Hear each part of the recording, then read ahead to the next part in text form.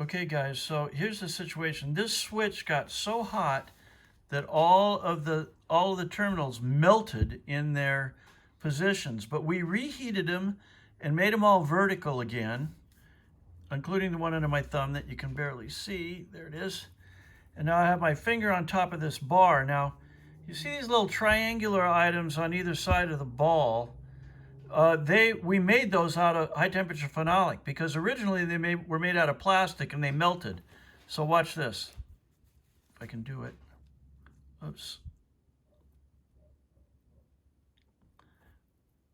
Here, hold on the other end of that. Where you at? Just hold on to the stabilizer for me. Thank you.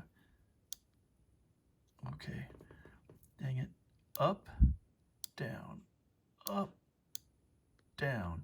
So it's an over-center cantilever spring that allows that terminal to go up and down. So we got it going by making new ramps on either end for the phenolic.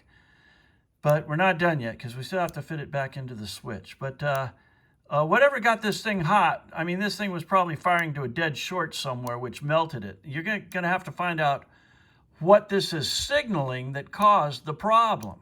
So you guys got some work to do too, but basically, it looks like we're going to have this switch back working. Thank you.